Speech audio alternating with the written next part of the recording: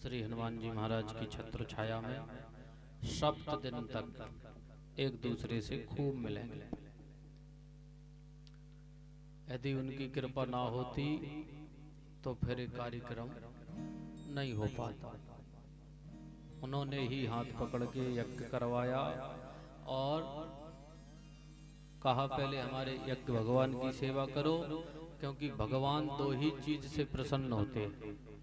पहला तो यज्ञ से, उसमें स्वाहा स्वाहा जो होती है, भगवान कहते हैं कि हमारी तृप्ति होती है। जैसे भूखा व्यक्ति हो और उसको एक एक गिलास जब उसके अंदर जाएगा तो वो तृप्त होता जाएगा, धीरे धीरे फिर वो पूर्ण हो जाएगा और वो बोलेगा भैया हमको कुछ नहीं चाहिए, हम संतुष्ट हैं। या फिर बढ़िया ब्राह्मणों को रबड़ी पिलाई जाए और वे कह दे आहा, तो समझ जाओ कि भगवान 2 ही जगह से प्रसन्न होते हैं। अब ब्राह्मण खुश हो ना हो पर यज्ञ भगवान तो कृपा करे। काल ब्याल मुखग्रासा त्रास निर्नाश हेतवे श्रीमद्भागवतम शास्त्रम कलोकीरेण भासितम। हम भी सब लोग काल के ग्रास बने हुए हैं। संसार में हमारी नित्य प्रति जो आयु है वो क्षीण होती जा रही है।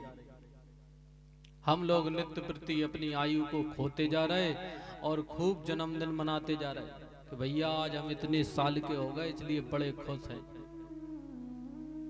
किसी से पूछा जाए खुश तो बहुत हो पर इतनी साल निकल गई, उनको वापसी कभी ला सकते कि नहीं? बोले जो गया वो आएगा नहीं। फिर भैया खुश काहे के हो? अरे दुख मनाओ कि हमने जीवन में इतनी साल खो दी है, कुछ नहीं कर पाए, अब जाग जाओ और कुछ करना प्रारंभ कर दो। काल रूपी ब्याल के हम सब लोग ग्रास बने हुए हैं। जैसे अजगर, बहुत भारी अजगर हो, वो अपना मुख फैला के बैठा हो, उसमें कोई कीड़ा जाके बैठ जाए, वो सोचे कि भाई बड़ी बड़ी डीग मारे कि हम महल बनाएंगे, हम ये करेंगे, हम वो करेंगे। कब तक? जब तक अजगर अपना मुख बंद ना करे तब तक। जिस समय अजगर अपना मुख बंद कर लेगा वो ये नहीं सोचेगा कि तुमको महल बनाना है कि कुछ काम करना है। जिस समय अपना मुख बंद कर लेगा उसी समय अपना गोविंदाय नमो नमः वही हो जाएगा। हम लोग भी काल रूपी ब्याल के, अजगर के मुख में बैठे हुए हैं और पता नहीं क्या क्या सोचते जा रहे हैं कि इस बार ये कर लिया है, अगली साल और कुछ कर लेंगे। कब तक करेंगे भाई? एक कबूतर की मृत्यु आने वाली थी, वो बेचारा इधर उधर भाग रहा था। धर्मराज जी ने देखा और हंसने लगे। अरे महाराज इसको देख के क्यों हंस रहे हो? अरे बोले इसलिए हंस रहे कि देखो तो अभी बढ़िया बढ़िया माल खा रहा, पर 2 क्षण में इसकी मृत्यु होने वाली है। नारद जी ने कहा अच्छा हाँ। उन्होंने कबूतर को पकड़ा और ऐसी जगह गए कि वहां मृत्यु पहुंच ही नहीं सकती, गुफा में ले गए। जैसे ही उसमें रख के आए, धर्मराज ने पूछा महाराज कबूतर? बोले गुफा में रख के गए हैं, इसकी मृत्यु तो यहाँ लिखी थी पर हम तो हरिद्वार छोड़ के आए। अरे बोले महाराज जिसकी जहाँ मृत्यु होती वो वहीं पहुंच जाता। हो सकता है कबूतर यहाँ पर बच जाता, पर नारद जी तुमने और सुगम कर दी कि उसी गुफा में मृत्यु बिल्ली बनी हुई बैठी है और कबूतर को बिल्ली छोड़ेगी क्या? उसने तुरंत पकड़ा और गोविंदाय नमो नमः। हम सब लोग काल रूपी ब्याल के ग्रास बने हुए बैठे हैं और कल का पता नहीं कितने सालों का सोच के बैठे। पर काल भी हंसता है कि बेटा सोचते रहो। जिस दिन हम अपना मुख को बंद कर लेंगे उस दिन समझ जाओ गोविंदाय नमो नमः हो जाएगी। आदमी को जन्म का समय पता है कि हमारा जन्म इस सन में हुआ है, और कोई मृत हो जाए तो उसकी भी जानकारी रहती कि वो भैया इतने साल सन में चले गए। पर किसी से पूछा जाए महाराज आपका बुढ़ापा कितनी तारीख को आया है, कोई बता पाएगा क्या? क्यों? क्योंकि जो बुढ़ापा है, जो काल है, वो अपना काम कर रहा है और हम सब लोग अपने काम में बिजी हैं। काल को इससे मतलब नहीं है कि तुम किस कार्य में बिजी हो, तुम अपने में बिजी रहो। काल अपने में बिजी, धीरे धीरे धीरे धीरे करके वो ही काल एक दिन हमको अपने गाल में बसाकर अपने मुख में रख के और हमको फिर इस धाम को छोड़ के भगवान के धाम को जाना पड़ेगा। हम लोग किसकी शरण में बैठे हैं? गुरुदेव भगवान की। भवानी शंकरऊ बंदे श्रद्धा विश्वास रूपिणो याभ्याम बिना न पश्यन्ति सिद्धा स्वंथा स्वमीश्वरम। शंकर भगवान कौन है? भवानी शंकरऊ बंदे। श्रद्धा, श्रद्धा करनी है तो किस पर रखनी है? श्री शंकर भगवान पर। विश्वास रूपणऊ, श्री पार्वती मैया और शंकर भगवान श्रद्धा और विश्वास के रूप में है। भाई श्रद्धा बहुत हो, विश्वास ना हो, काम बनेगा क्या? पर संसार में यही हो रहा कि श्रद्धा तो बहुत है, खूब अगरबत्ती लगाए जा रहा है, पर विश्वास नहीं है। पता नहीं होगा कि नहीं, पता नहीं सुनेंगे कि नहीं, जैसे जाने से लावई का है। जब तक विश्वास नहीं रखेंगे तब तक श्रद्धा उत्पन्न होने वाली नहीं है। सर्वप्रथम हमको श्रद्धा विश्वास श्री शंकर भगवान और पार्वती मैया की शरण में जाना चाहिए और श्रद्धा विश्वास को बढ़ाना चाहिए। जिस समय श्रद्धा विश्वास बढ़ जाएगी, समझ जाओ उसी दिन सारे काम बनना प्रारंभ हो जाएंगे। जय जय जय हनुमान गोसाई, जय जय जय हनुमान गोसाई। कृपा करो गुरु देव की नाही, कृपा करो गुरु देव की नाही। इसलिए हम सब लोग श्री गुरुदेव भगवान की चरण शरण में बैठे हैं। गुरुदेव भगवान के अनेक उदाहरण हैं। श्री गुरु पद नख मणिगण ज्योति और सुमरत दिव्य दृष्ट ही होती। आदमी कहते भैया हमको अभी से ही चश्मा लग गया। अरे चश्मा तो लगना ही था। क्यों? क्योंकि उस जीव ने कभी भी अपने श्री गुरु जी महाराज का ध्यान नहीं किया है। गुरुदेव के श्री चरणों का जो ध्यान करेगा, श्री गुरु पद नख मणिगण ज्योति, श्री गुरुदेव भगवान के श्री चरणों में, मणि नखों में, पदों में, भगवान के श्री गुरु भगवान के चरणों में ज्योति है। यदि ज्योति जिस समय हमारे पास आ जाएगी, सुमरत दिव्य दृष्टि ही है होती। जब हम गुरुदेव भगवान के चरणों का ध्यान करेंगे तो हमारी जो दिव्य दृष्टि है वो बढ़ेगी और सुमरण जितना करेंगे उतनी ही दृष्टि प्रकाशमान होगी। संसार को छोड़ते जाएंगे और भगवान को पकड़ते जाएंगे। भाई भगवान और महात्मा सम्मान का विषय नहीं है, ये तो प्रतीक्षा का विषय है। जितनी देर हम उनके लिए प्रतीक्षा करेंगे उतने ही हमारे जीवन में नए नए कार्य होंगे, नए नए रूप में भगवान हमको हमारी सेवा करवाते रहेंगे। बंदौ गुरु पद पदम परागा, बंदौ गुरु पद पदम परागा। सुरचि सुवास सरस अनुरागा, सुरचि सुवास सरस अनुरागा।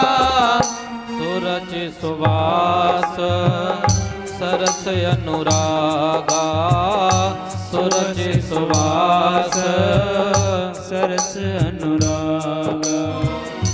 जन मन मंजो मुख मुखर मल हरनी जन मन मंज मुखर मल हरनी किए तिलक गुण गण बस करनी किए तिलक गुण गण बस करनी किए तिलक गुण गण बस करनी किए तिलक गुण गण बस करनी। भौरे में बो सकती है कि लकड़ी में भी छेद कर सकता है, पर पराग का दीवाना होने के कारण, सुगंध का दीवाना होने के कारण फूल की कोमल पंखड़ियों में छेद नहीं कर पाता। अंदर बेचारा बना रहता है, फूल के अंदर विचार करता रहता है कि परमपिता परमात्मा सवेरे कृपा करेंगे सूर्य भगवान के रूप में, और कमल की पंखड़ी जब खिल जाएंगी तो हम उड़कर चले जाएंगे। यदि वो चाहता तो अपने डंक से कोमल कोमल पंखड़ियों में छेद करके वो बाहर निकल सकता है, नहीं। प्रेम के दीवाने के कारण वही भौरा जब रात्रि में सोचता रहा, उसी सरोवर में एक हाथी आया और भौरे को, पेड़ को, उस कमल को पकड़ा और मुख में रख लिया। जब कमल को मुख में रख लेंगे तो भैया फिर भौरा कहाँ जाएगा, वो भी हाथी के मुख में चला गया। इसलिए जन मन मंज मुकुर मल हरनी, अपने मन को लगाना है तो श्री गुरु भगवान के चरणों में लगाना है। किसी ने कहा कि भैया सुमरत दिव्य दृष्टि ही हो, जो हमारी दृष्टि है वो सुमरत हो जाए। जैसे ही हम उनका नाम लेंगे, जैसे ही गुरु के चरणों का स्मरण करेंगे तो हमारी दृष्टि और प्रकाशमान तीव्र हो जाएगी। जैसे माताएं आंखों में काजल लगाती नहीं, क्यों? क्योंकि आंख साफ हो जाए। पर तुलसीदास जी महाराज कह रहे कि महाराज श्री गुरु चरण सरोज रज, श्री गुरुदेव भगवान की जो रज है चरणों की, उसको आंखों में लगाओ। विचार करना, आंख में एक छोटा सा कंकड़ चला जाए, छोटा सा, कितनी पीड़ा होती है। इतनी पीड़ा होती है, जब तक वो कंकड़ निकल के बाहर नहीं आएगा तब तक वो व्यक्ति शांत नहीं बैठ सकता। और तुलसीदास जी कह रहे कि महाराज श्री गुरु पद की जो रज है वो अपने आंखों में लगाओ। हाँ भैया, आंखों ही में लगाओ। जो पहले काजल बनता था पुराने जमाने में, जो जितना उसको घिसता था वो काजल शुद्ध होता था। अब तो सब बाजारों में उपलब्ध है, बनाने की कोई जरूरत नहीं है। तुलसीदास जी के जमाने की बात है भैया, उस समय जो चरण रज भी लोग लेते थे और अपने मस्तक से और आंखों से लगाते थे तो मस्तक भी काम करता था और आंख भी काम करती थी। गुरुदेव भगवान के श्री चरणों में हम लोग विराजमान हैं, इसलिए गुरुदेव भगवान का इतना ही ध्यान है।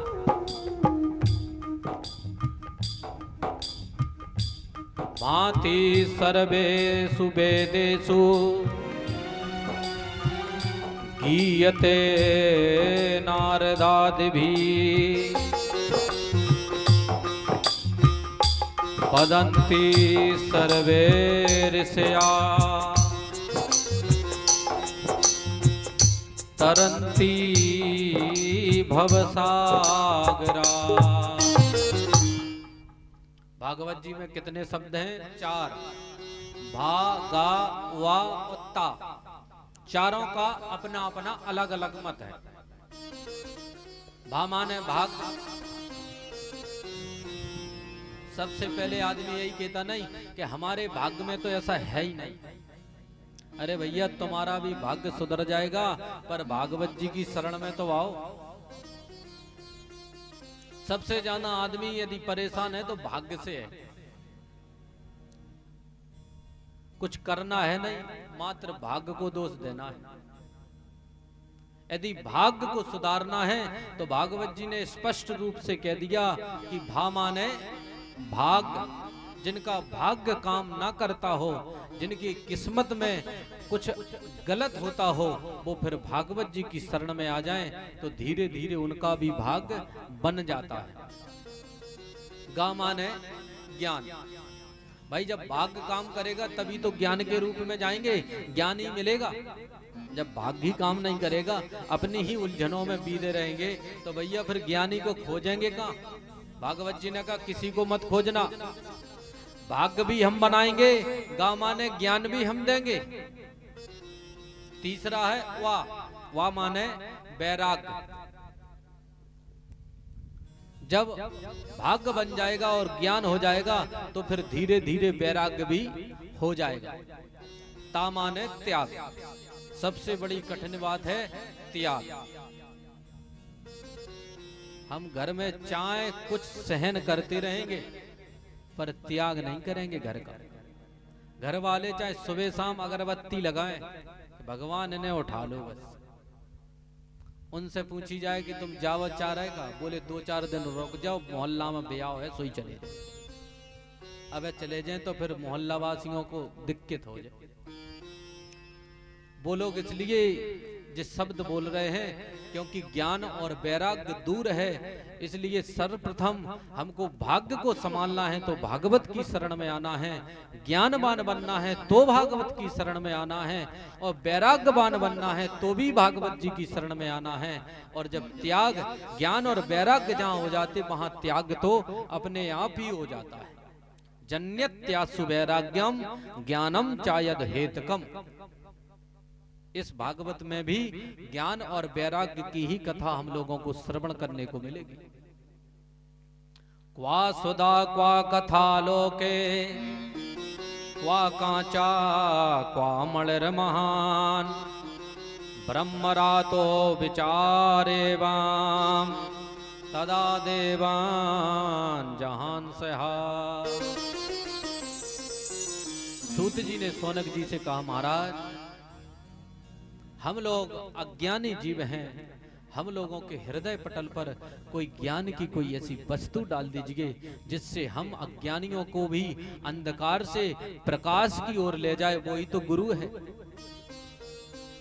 गु माने अंधकार और रू माने प्रकाश।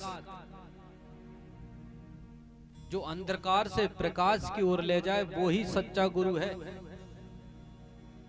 ऐसा नहीं कि लोभी गुरु लालची चेला होए नरक में ठेलम ठेला।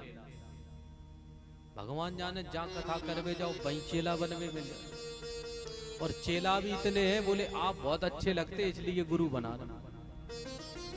हमारे वैसे तो गुरु हैं पर उनको हम छोड़वा चाह रहा है, वो ठीक नहीं है। जब भैया वो चेला थोड़ा है, वो तो गुरु है जो अपने गुरु गई को जो कह रहा है वो ठीक नहीं है। वे चेला है, वे तो गुरु के भी गुरु है। ऐसे चेलन को भी दूर रखने चाहिए गुरु मन को। पर आदमी इस समय जो जितने चेला बना ले वो उतनी अपनी प्रसिद्धि बना रहा कि भाई हमारे इतने चेला हैं। एक गुरुदेव भगवान ने इतने चेला बनाए थे, इतने चेला के गुरुजी के भूल गए कितने चेला। जब चेला बन गए तो जो नित्य प्रति जो भजन करते हैं उसमें से कुछ ना कुछ चेलाओं को जरूर जाता मुक्त में। गुरुदेव भगवान सारे चेलाओं का उद्धार नहीं कर सके, इसलिए अजगर बन गए। भैया सर्प की ओनी तो सर्प की ओनी है। बेचारे अजगर बन गए, पर उनको इतना ध्यान था कि अगले जन्म में हम बहुत बड़े गुरु थे, इसलिए धीरे धीरे करके और गोवर्धन में पहुंच गए कि चलो गोवर्धन में जब हमारा शरीर छूटेगा तो फिर हमको इस देह से फिर भगवान की देह में मिल जाएगी और हम स्वर्ग को चले जाएंगे। अजगर भारी शरीर, अजगर को चींटी खा रही थी। कोई संत महापुरुष निकले, उनके साथ कुछ शिष्य थे। उन्होंने कहा गुरुदेव अजगर का दुर्भाग्य तो देखो कि गोवर्धन में भी आके श्री गिरिराज महाराज की शरण में आके भी इसको चींटी खा रही है। ऐसा क्या इसका दुर्भाग्य है? गुरुदेव ने ध्यान करके कहा, बेटा ये कोई अजगर नहीं, अगले जन्म में बहुत बड़े सिद्ध संत थे, बहुत बड़े गुरु थे, उन्होंने इतने चेला बना लिए कि जो भूल गए कि हमारे चेला ही कितने हैं, इसलिए इनको तो अजगरगन बनना पड़ा। और जो चींटी के रूप में है, उन्होंने तो गुरु दीक्षा इसीलिए ली थी कि हमारा उद्धार हो जाएगा, उनका भी उद्धार नहीं हो पाया। तो जितने भी चेला थे वो सारे चींटे के रूप में आ गए हैं और अपने गुरु को काट काट के कह रहे हैं, गुरुदेव अब ऐसा कोई उपाय करो कि हम चेलाओं का उद्धार हो जाए। अब भैया चेला ही गुरु को काट रहे, गुरु को तो बरबट उद्धार कराना, इसलिए वो गोवर्धन ले गए। चलो जहां पर ब्रज रज ओढ़े, ब्रजवासियों की रज मस्तक पर लग है, तो धन्य धन्य गुरु भी हो जाएंगे और चेला भी हो जाएंगे। इसलिए इतने चेला नहीं बनाओ कि चेला नहीं को भूल जाओ।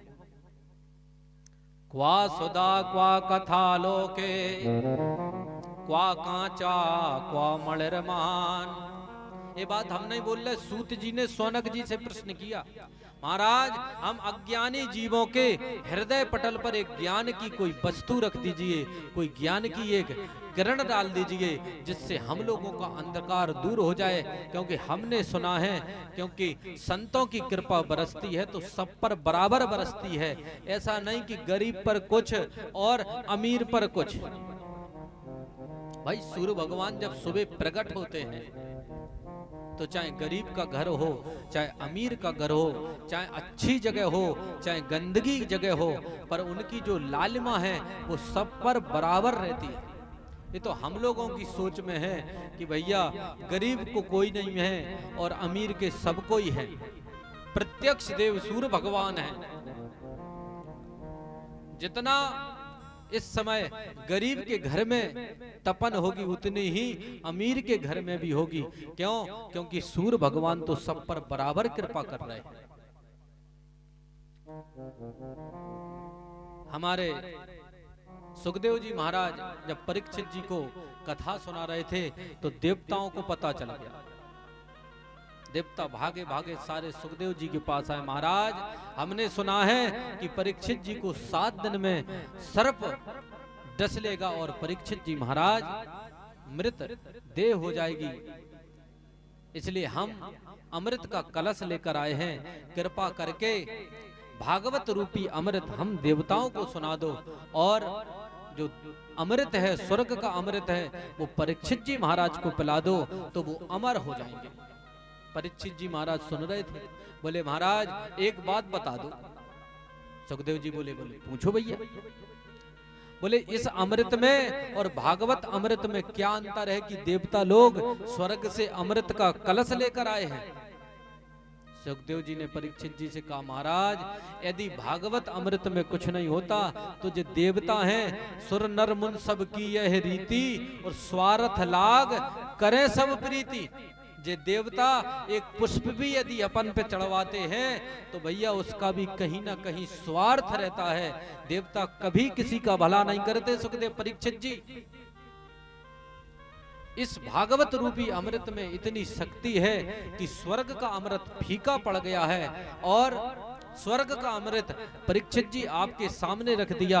अब आप ही निर्णय लेके दो हमको कि स्वर्ग का अमृत पीना है कि भागवत अमृत पीना है।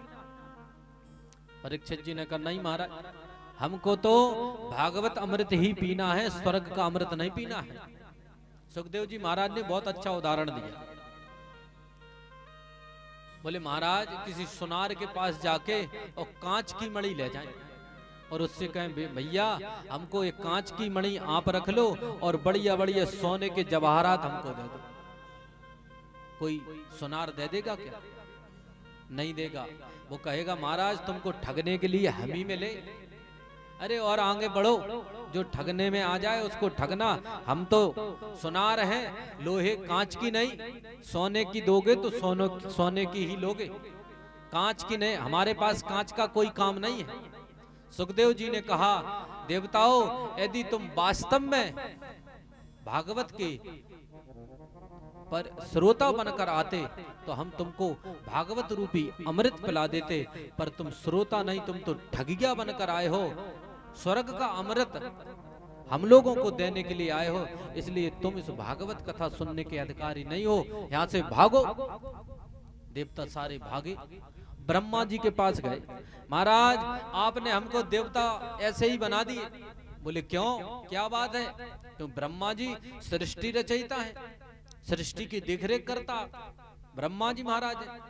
अरे बोले महाराज देखो तो सही, परीक्षित जी को सुखदेव जी मृत लोक में श्री भागवत रूपी अमृत पिला रहे हैं। हमने जाके प्रार्थना की कि हमको भी भागवत रूपी अमृत पिला दो, तो हमको डांट के भगा दिया है।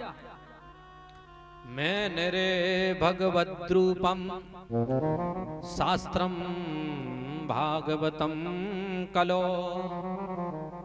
ब्रह्मा जी ने कहा कुछ देर रुको, देखते हैं भागवत रूपी अमृत से परीक्षित का क्या होता है।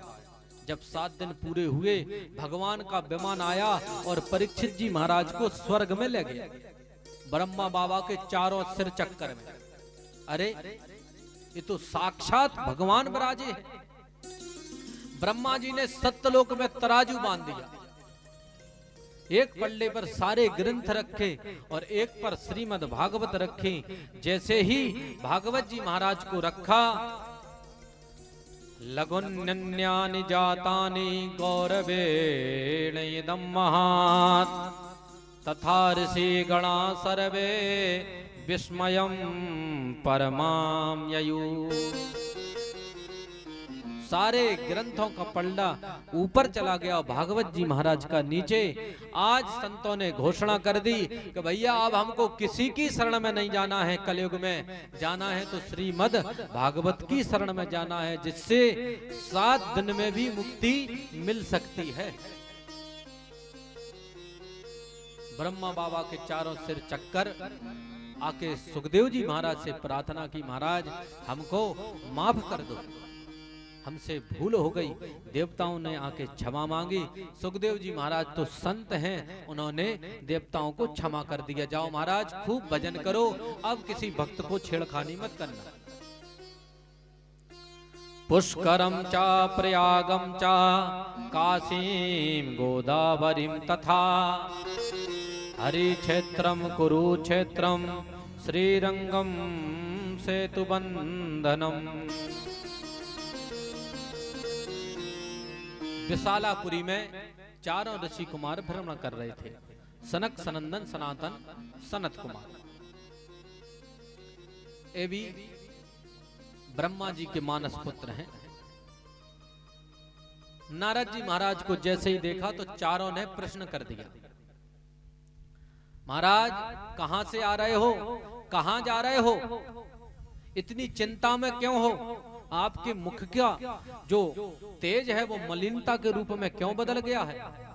नारद जी महाराज ने प्रार्थना की, महाराज हमने सोचा था कि चलो पृथ्वी में जाके कुछ भ्रमण करके आते हैं। बोले महाराज खूब भ्रमण करो, विशालापुरी में घूमो, बद्रीनाथ में खूब भगवान का भजन करो। बोले नहीं, मैं जहां जहां भी गया हूं मैंने वहां पर जाके दुख ही दुख देखा, कहीं भी शांति नहीं मिली। सनक सनंदन सनातन सनत कुमारों ने पूछा, नारद जी कहां गए? बोले सर्वप्रथम मैं पुष्कर गया। पुष्कर में कौन है? नारद जी के पिताजी श्री ब्रह्मा जी महाराज का पुष्कर में ही मंदिर है। इसलिए बच्चों को कोई भी यात्रा प्रारंभ करनी है प्रथम बार, वो प्रथम बार अपने माता पिता से आशीर्वाद लेकर ही यात्रा करें, तो भैया उनकी यात्रा पूर्ण हो जाएगी। दूसरे नंबर पर गए प्रयागराज, इलाहाबाद। पुष्करम चा प्रयागम चा काशीम गोदावरीम तथा। काशी में गए, गोदावरी के तट पर गए, पर नारद जी महाराज को कहीं भी शांति नहीं मिली। सत्यम नास्ति तपासोचम दयादानम न विद्यते। कलयुग में एक बार जो सत्य बोल देता है वो 100 जगह बोलता है कि महाराज हम सत्य हरिश्चंद्र हैं, हम कभी झूठ नहीं बोलते हैं। मात्र एक बार सत्य बोल दे, और उससे पूछा जाए आराम से कान में कि भैया झूठ कितनी बार बोलते हो, उसके मुख से एक ही उत्तर आएगा कि झूठ की मत बोल। झूठ तो दिन भर बोलते, वो तो एक बार सत्य बोल दिया इसलिए सत्य सत्य गा रहे।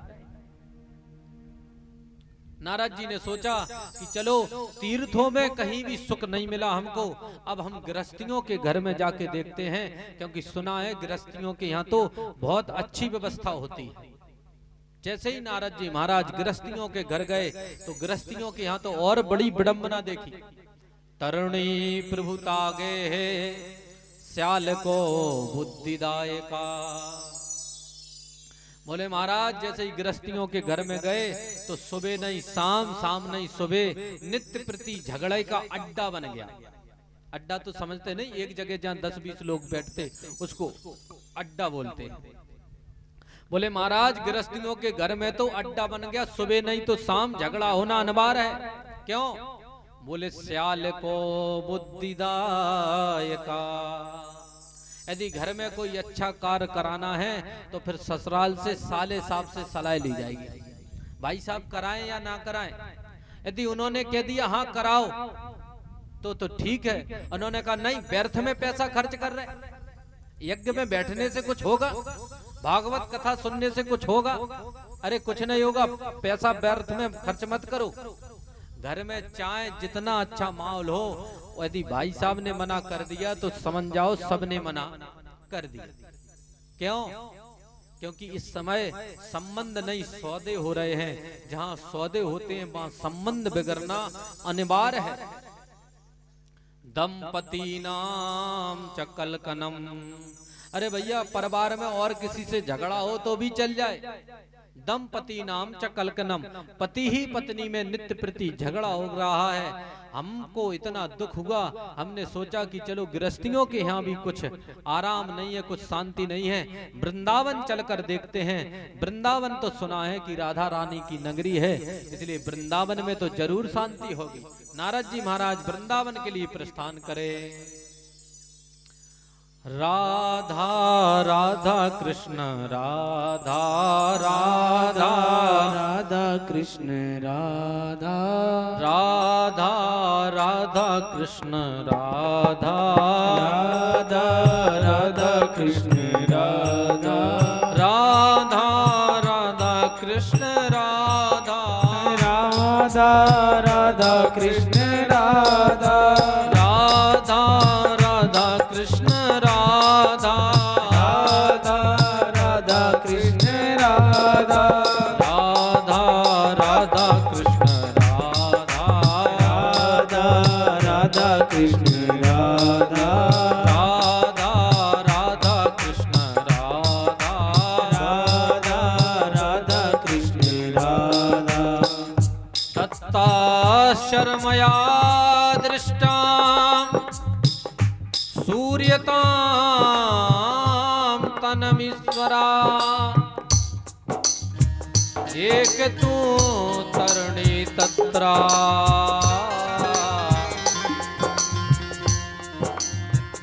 निखन्ना खिन्न मानसा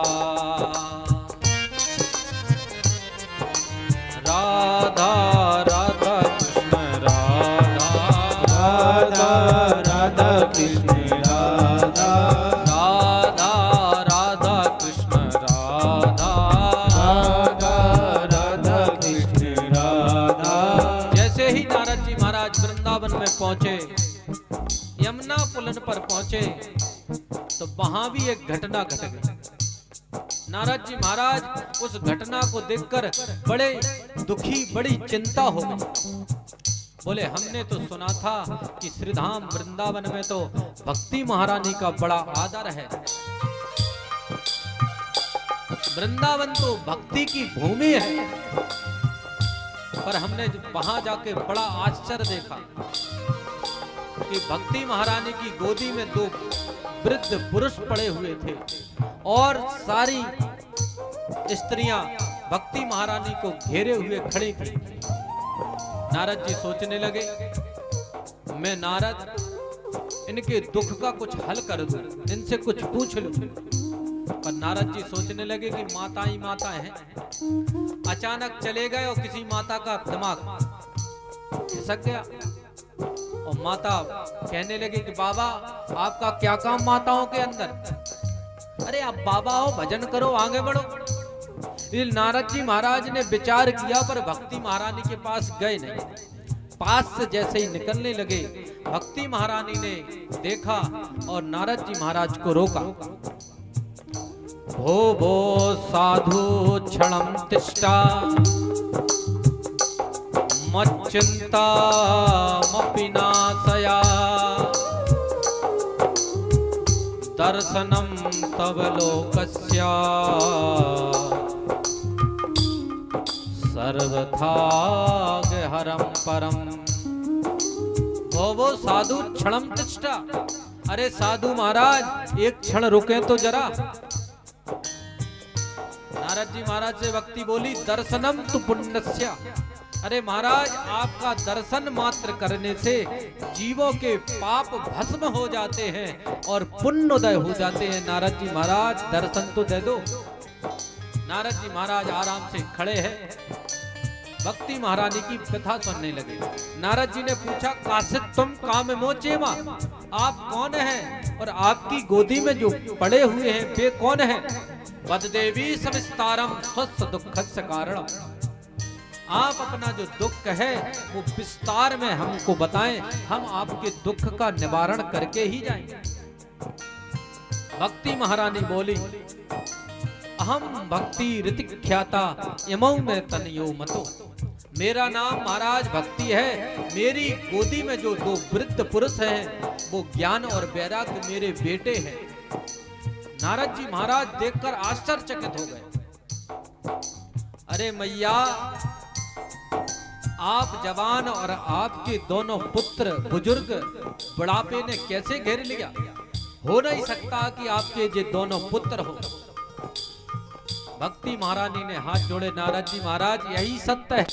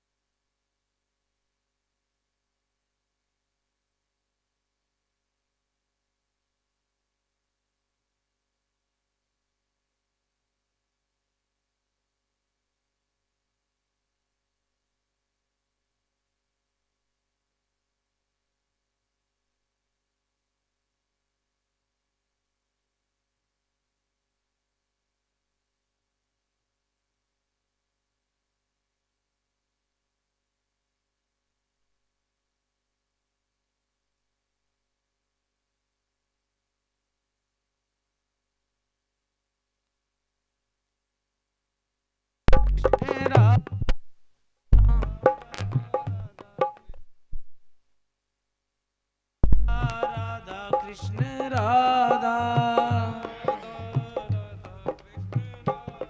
श्री राधा राधा कृष्ण राधा श्री राधा राधा कृष्ण राधा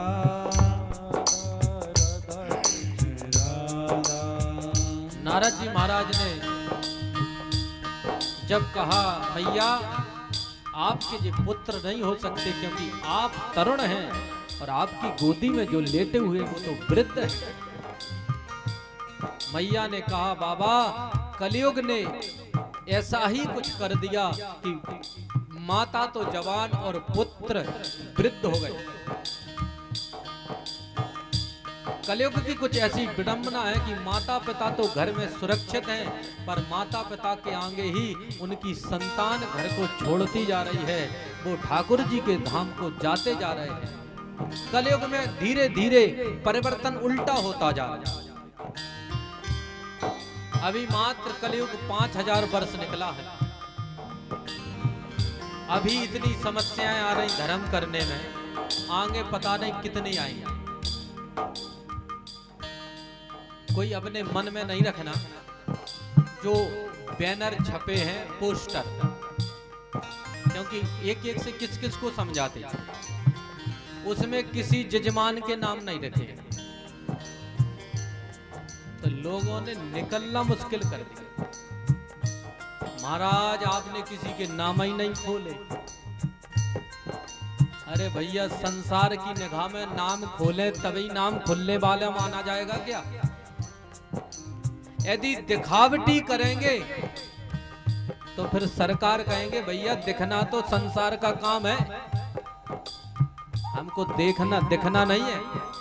जिसको हम देखेंगे वो ही हमारे इस भागवत में यज्ञ में आ पाएगा, और जिसको संसार देखेगा समझ जाओ वो यहाँ चक्कर काटता रहेगा, पर अंदर प्रांगण में वो प्रवेश नहीं कर सकता। इसलिए हमने सरकार से आज्ञा लेके किसी का नाम नहीं लिखवाया। दूसरा प्रश्न आया, महाराज लिखवा कन्या भोज देते हैं फिर भंडारा करा देते हैं। भैया छोटे से बड़ा तो हो सकता है, पर बड़ा से छोटा होना अपराध है। सब हनुमान जी के हाथ में है। यदि उनको भंडारा कराना होगा तो भंडारा हो जाएगा। यदि भंडारा नहीं हो पाया हो, हम पहले ही भंडारा लिखवा दे। अबे तो लोग कम काट रहे, फिर तो चीख है, महाराज भंडारो लिखवाओ तो तुमने, कन्या भोज करा रहे, अब तो भंडारो ही कराने पर। जैसे भैया हम तो छोटे हैं, इसलिए छोटे छोटे शब्द लिखवा देते। अब मालिक के हाथ में है कि जो उनको कराना हो तो करा दे। हमारी सामर्थ्य कन्या भोज तक है, इसलिए हम अपनी सामर्थ्य के अनुसार ही सब कार्य करेंगे। चाहे अब आदमी काटें चाहे चोटियां ले, क्योंकि कलयुग है। कलयुग में जो धर्म के अग्रसर हो रहे हैं, जो धर्म के लिए जा रहे हैं, लोग बाग उनको जाने नहीं दे रहे, उनको पकड़ रहे हैं कि बेटा उधर कुछ नहीं है, इधर आओ, कलहारी पे चलो, अपनी मस्ती में हो जाओ, कहां संसार में घूम रहे हैं। आज भक्ति महारानी ने नारद जी से यही शब्द कहे कि कलयुग का कुछ ऐसा प्रताप हो गया महाराज कि माता तो जवान और जो हमारे पुत्र हैं वो वृद्ध अवस्था में हो गए। भक्ति महारानी ने सब कुछ बताया। उत्पन्ने द्रवणे साहम वृद्धि कर्नाटके गता क्वचित क्वचन महाराष्ट्रे पुरजरे जीर्णताम गता। बोले महाराज मैं उत्पन्न द्रवण देश में हुई हूँ, कर्नाटक में थोड़ी बड़ी हुई हूँ, महाराष्ट्र में कहीं सम्मान हुआ है कहीं अपमान हुआ है। अब यदि वृंदावन में भी ऐसा रहा, हमारे ज्ञान वैराग्य जो पुत्र हैं यदि उनका वृद्धापन दूर नहीं हुआ, तो फिर हम विदेशम गम्यते मया, भारत को छोड़ के विदेश चले जाएंगे। नारद जी ने भक्ति महारानी के पैर पकड़ लिए, मैया यदि वृंदावन में से भक्ति चली गई तो फिर वृंदावन को कौन पूजेगा, कौन पूछने वाला है। वृंदावन के अंदर ज्ञान वैराग्य की कोई जरूरत नहीं है। वृंदावन में तो मात्र भक्ति महारानी की आवश्यकता है। जहां पर भक्ति होगी, भगवान कहते वहां ज्ञान वैराग्य तो आगे पीछे घूमेंगे। क्यों? क्योंकि भक्ति के ही पुत्र ज्ञान और वैराग्य हैं। इसलिए वृंदावन धाम में तो मैया आपका रहना अनिवार्य है।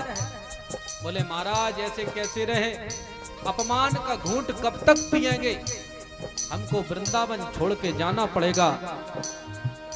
आज नारद जी महाराज ने भक्ति महारानी को समझाया। वृंदावनस्य संयोगात् पुनस्तम तरुणी नवा, धन्यं वृंदावनं तेना भक्ति नित्र्यति यत्र चा।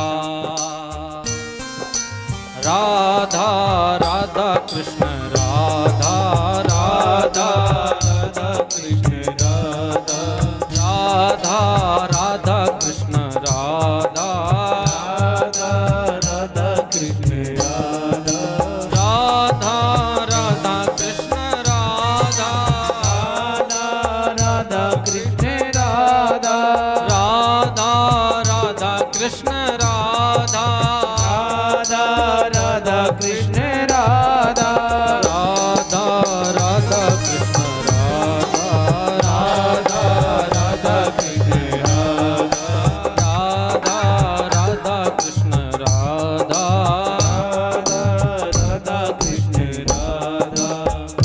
यत्फलं नास्ति तपसा न योगेन समाधिना तत्फलं नास्ति तपसा न योगेन समाधिना तत्फलं लभते सम्यक् कलोकीरेण भासिता। भैया आपको वृंदावन छोड़ के नहीं जाना है।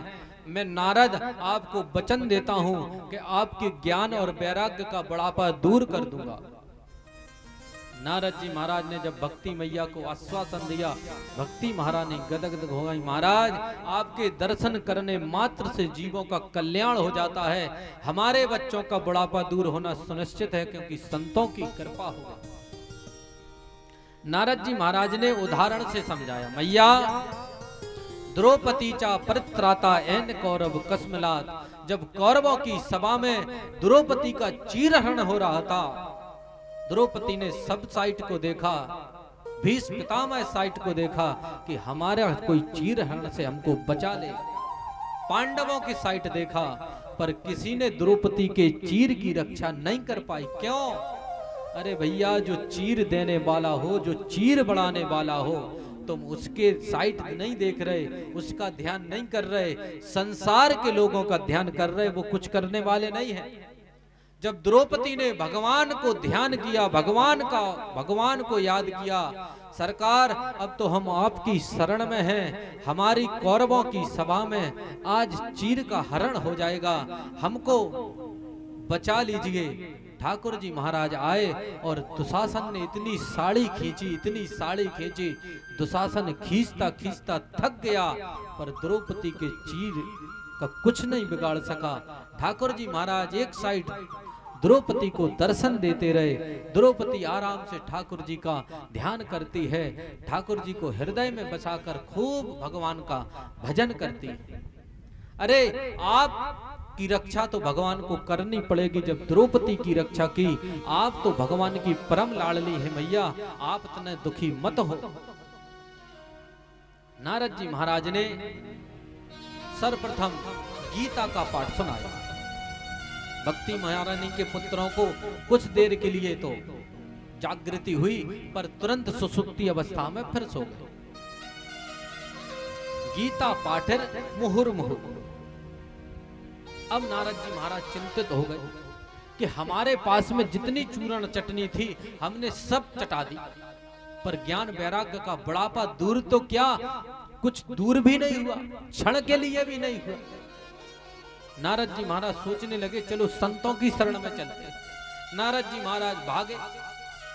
जो बड़े बड़े मठाधीश थे, उनको पता लग गया कि नारद जी महाराज प्रश्न पूछने आ रहे कि ज्ञान और वैराग्य का बुढ़ापा कैसे दूर होगा। तो उन्होंने मूकी भूतास तथा नेस्तु क्रिया क्रियस्ते में ममा।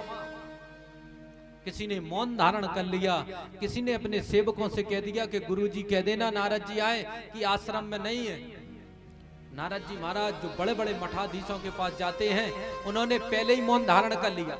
अरे बोले, जब नारद जी ने ज्ञान वैराग्य का बुढ़ापा दूर नहीं कर पाया तो फिर हम अज्ञानी क्या करेंगे। नारद जी महाराज एक एक संत की कुटिया पर गए, पर नारद जी महाराज को किसी ने भी सांत्वना नहीं दी कि चिंता मत करो, हम आपके साथ हैं। नारद जी महाराज जैसे ही अपने चारों अग्रजों बड़े भाइयों के पास पहुंचे, सनक सनंदन सनातन सनत कुमार के पास जाके कहा, महाराज ये हमारी दुख का कारण है, आप हमारे दुख को दूर करें नारद जी। सनकादियों ने कहा, चिंता मत करो, दुख दूर हो जाएगा। क्या? बोले, भागवत सप्ताह है, यदि इनको सुनवा दिया जाए तो इनका दुख दूर हो जाएगा। नारद जी बोले, महाराज वेद वेदांत घोषश्च गीता पाठर मुहु मुहु। अरे हमने वेद वेदांत का पाठ सुना दिया, भागवत तो वेद वेदांत से ही निकली भैया। जब वेद वेदांत से कुछ नहीं हुआ तो भागवत से क्या हो जाएगा। सनकादियों ने कहा, जो वेद वेदांत नहीं कर पाएंगे वो भागवत रूपी सब कुछ कर देंगे। उदाहरण से समझें। बढ़िया बढ़िया घी की पूड़ी सिक रही, बढ़िया बढ़िया, और घी खत्म हो जाए। कोई कहे महाराज घी खत्म हो गया, हो जाने दो, दूध से ही तो घी बनता है।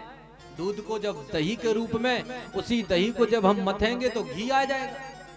छोड़ो घी को, बढ़िया बढ़िया दूध लाओ और दूध में पूड़ी सेंक लो। दूध में पूड़ी सेंकना संभव हो सकता क्या?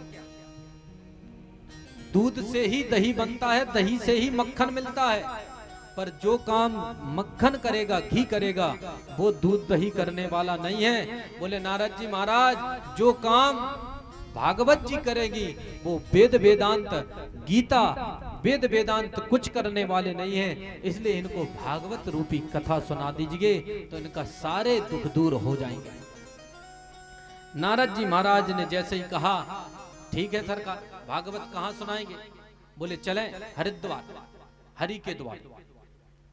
जब हम हरिद्वार पहुंचेंगे तो वहां पर सुंदर आनंद नाम के तट पर व्यास गद्दी का निर्माण किया जाए।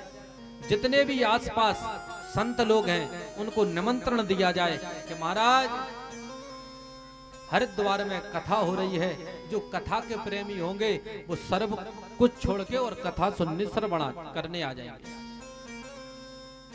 नारद जी ने कहा महाराज बात हो रही विशालापुरी में और बात चल रही वृंदावन की, और कथा की आप कह रहे हरिद्वार की। तीन जगह नहीं हो गई। सनकादियों ने कहा महाराज विशालापुरी में सब ध्यान करने वाले हैं। विशालापुरी मतलब सबसे ऊपर, ऊपर हो सकता है सब लोग ना पहुंच पाए। हरिद्वार द्वार मकान के मध्य में होता है, बीच में, इसलिए हमको हरिद्वार बीच में पहुंच जाना चाहिए। वृंदावन नीचे है, जिनको कथा सुननी है वो नीचे से थोड़ा ऊपर आ जाएंगे, और जो विशालापुरी में जो साधु संत विराजमान है यदि उनको कथा सुननी होगी तो वो ऊपर से थोड़ा मध्य में बीच में आ जाएंगे। इसलिए सुंदर आनंद नाम के तट पर व्यास गद्दी का निर्माण किया जाए और फिर भागवत कथा प्रारंभ की जाए। ज्ञान यज्ञ करस्यामि सुख शास्त्र कथो जलम, भक्ति ज्ञान विरागाणाम संस्पर्धम प्रयत्नता। चारों ऋषि कुमारों का एक ही काम है कि एक कथा सुनाता है और तीन सुनते हैं, फिर दूसरा कथा सुनाता है, फिर तीन सुनते हैं। इस प्रकार से चारों वक्ता हैं और चारों श्रोता हैं। नारद जी महाराज भागे भागे गए और जमुना जी के, गंगा जी के पास में जाके बालू को एकत्रित किया। पहले तो तखत वगैरह नहीं थे, इसलिए बालू को एकत्रित करके सुंदर व्यास गद्दी का निर्माण किया। यहाँ पर एक अच्छी बात है, सनकादिक जो ऋषि कुमार थे वो तीन को कथा सुनाते थे और बड़े खुश रहते थे। अब हम लोग इतनी भीड़ रोकने लगे नहीं, इसलिए वक्ता भी दुखी और श्रोता भी दुखी। जब तक भीड़ ना आए, बोले जब तक मन ही नहीं लग रहा।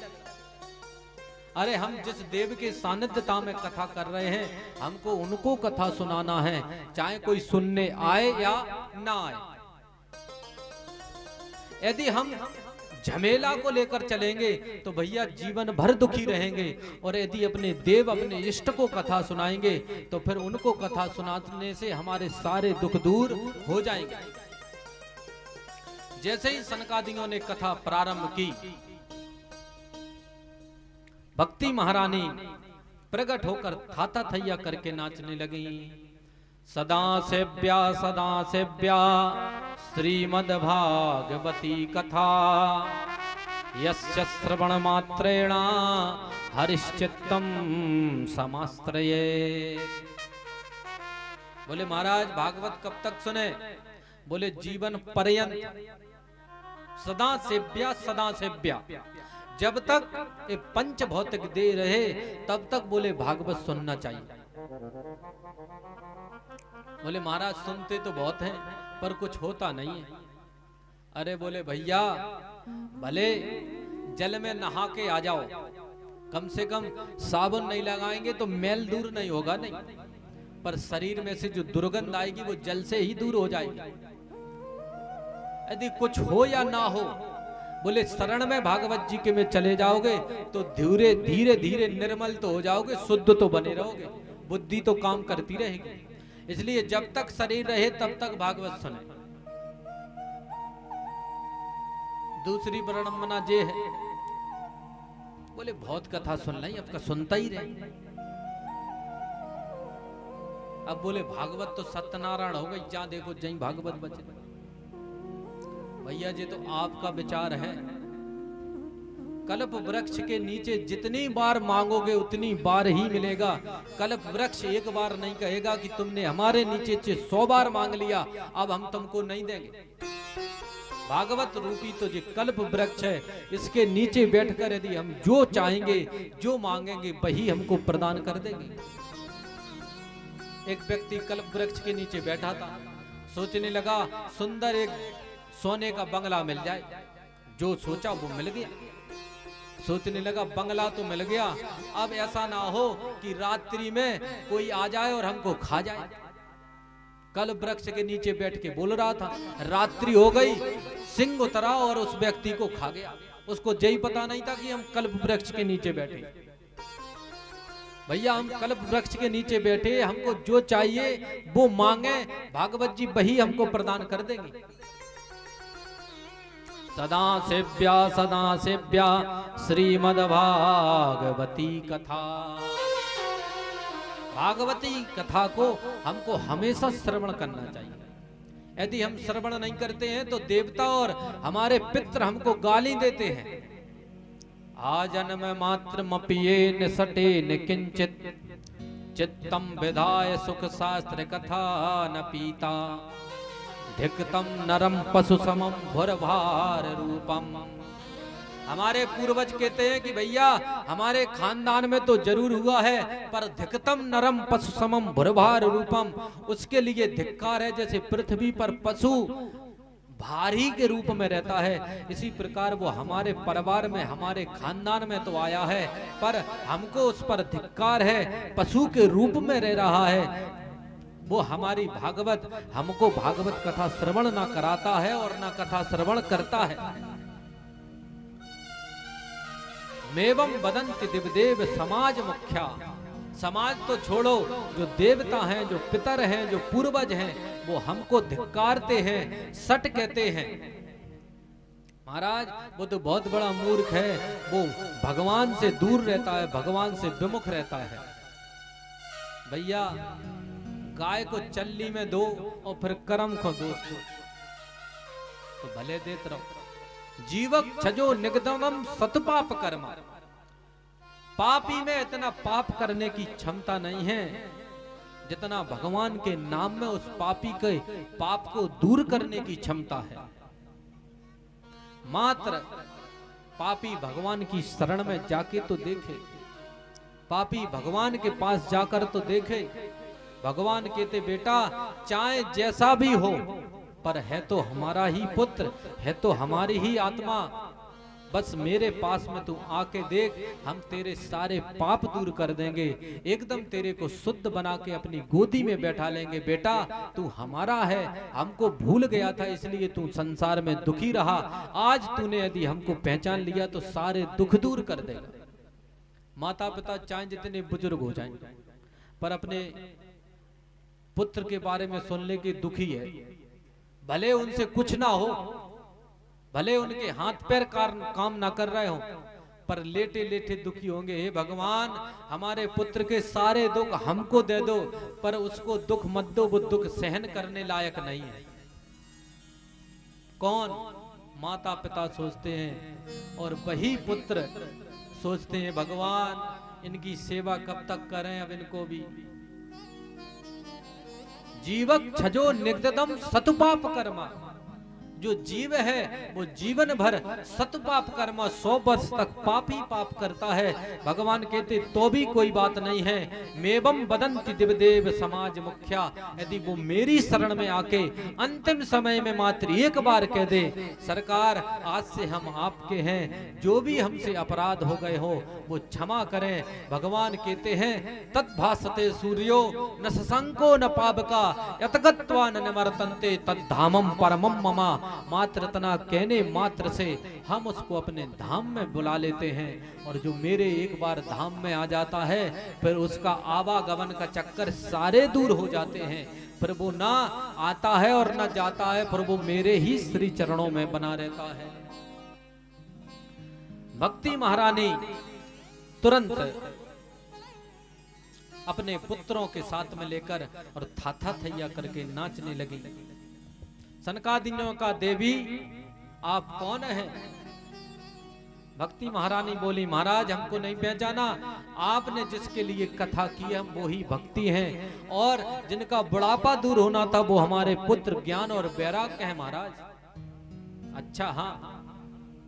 सनकादियों ने कहा, महाराज आप आराम से विराजे, नाचना बंद कर दें, बहुत देर हो गई नाचते। भक्ति महारानी ने बहुत अच्छा प्रश्न किया, महाराज आपने सबके लिए आसन दिए हैं, किसी को कुशासन किसी को सुखासन, पर महाराज भक्ति के लिए कोई आसन नहीं दिया। भक्ति कहां पर बैठे जे तो बता दो। सनकादि भी परमपिता परमात्मा के अनन्य सेवक हैं। उन्होंने कहा, मैया न आप कुशासन पर बैठो न सुखासन पर बैठो, आप तो हम सब भक्तों के हृदय आसन पर आन के विराजमान हो जाओ। तब से भक्ति महारानी हम सबके हृदय में आके विराजमान, ज्ञान और वैराग्य के साथ में विराजमान हो गए। कैसे समझे विराजमान है कि नहीं? जब भी व्यक्ति पाप करता है तो उसके अंदर से आवाज आती, बेटा गलत कर रहे हो, इसको मत करो। क्यों? क्योंकि भक्ति महारानी और ज्ञान वैराग्य अंदर विद्यमान है, अंदर विराजे हैं। वो तो बहुत कहते बेटा ऐसा कार्य मत करो, पर हम लोग भक्ति महारानी ज्ञान वैराग्य की चलने नहीं देते और कार्य पे कार्य करते रहते हैं। तब फिर हमको काल के गाल में समाना पड़ता है।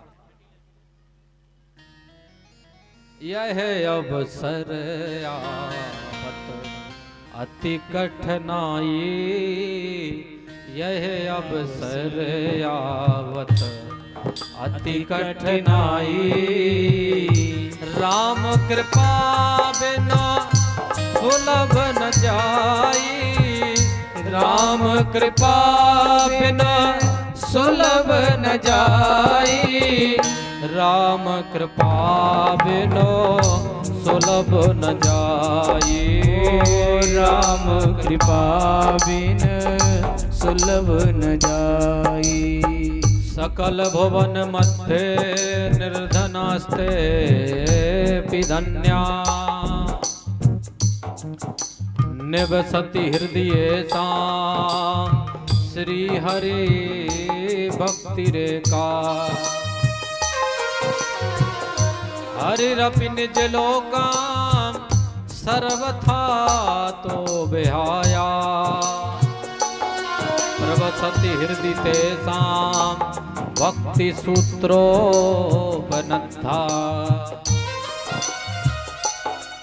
सकल भवन मध्य निर्धनास्ते धन्या। सनकादियों ने कहा, मैया आप किसी भवन में विराजमान ना हो, हम लोगों के हृदय रूपी भवन में आन के विराजमान हो जाएं। जिस भवन में भक्ति महारानी ज्ञान और वैराग्य के साथ रहती हैं, ठाकुर जी कहते हैं प्रवसति हृदय साम श्री हरि भक्ति रेखा।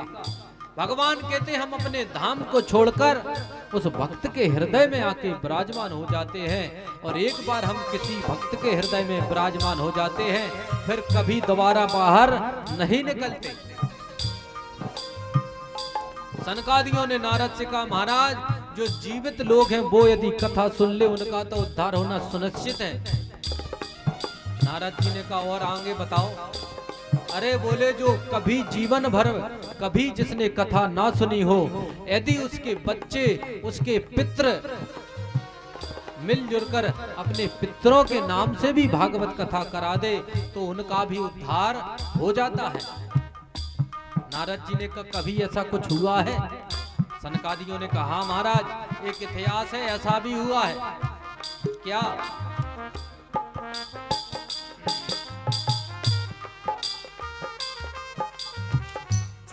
ये मानवा पाप कृतस्तु सर्वदा, सदा दुराचार रता विमार्गा, क्रोधाग्नि दग्धा कुटिलस्य कामिना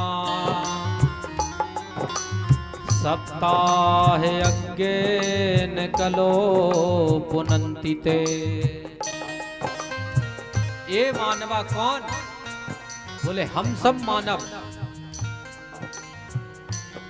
पाप कृतस्तु सर्वदा, जीवन भर पाप में संलग्न रहते हैं। सप्ताह यज्ञेन कलो पुनन्ति ते। यदि ऐसे जीव भी भागवत जी की सप्ताह कथा श्रवण कर ले तो ऐसे जीव पापी भी फिर मुक्त हो जाते हैं। सनकादियों ने एक इतिहास सुनाया। तुंगभद्रा तटे पूर्वम भूतपत्यानिमुक्तमं यत्वर्णासुधर्मेणा सत सत कर्म तत्परा। बोले महाराज तुंगभद्रा नाम के तट पर एक आत्मदेव नाम के ब्राह्मण रहा करते थे। ब्राह्मण बड़े ज्ञानी थे बेचारे, बड़े ज्ञानी। मात्र एक ही कष्ट था कि उनको कोई संतान नहीं था।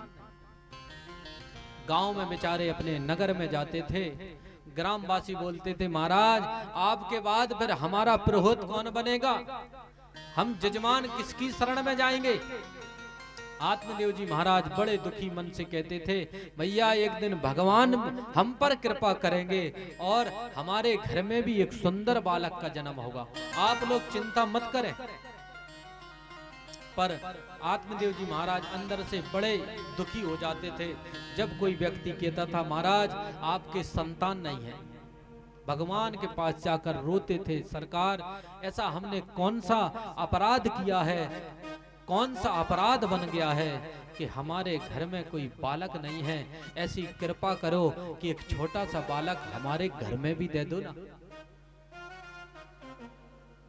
भैया संसारी जीव किसी को नहीं छोड़ते, चाहे ज्ञानी हो, चाहे बैरागी हो, चाहे संत हो, चाहे महंत हो, उनके मन में जो आ जाएगा वो वही कह देंगे।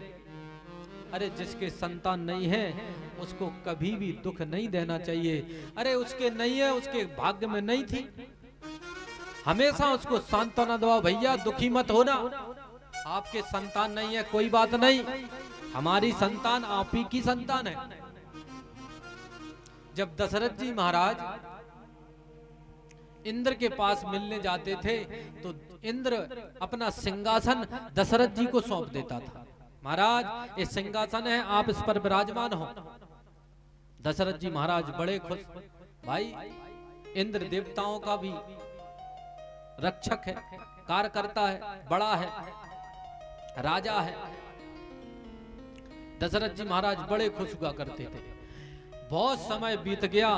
दशरथ जी महाराज जब इंद्र के दरवाजे पर गए, इंद्र ने तुरंत स्वागत किया और सिंहासन पर विराजमान किया। जैसे ही दशरथ जी जाने लगे, इंद्र ने अपने सेवकों से कहा महाराज सिंहासन को साफ कर दो। दशरथ जी महाराज अभी महल पार नहीं किए थे, उन्होंने पीछे देखा, भैया ये क्या करा रहे हो। इंद्र ने हंस के कह दिया महाराज आपके कोई संतान नहीं है इसलिए हमने सिंहासन को साफ करवा दिया है। जिसके संतान नहीं होती हमने सुना है कभी उसके संतान फिर होती नहीं। जिसके नगर में जो आके विराजमान हो जाए, हमारे पास में संतान नहीं होगी तो कैसे काम चलेगा।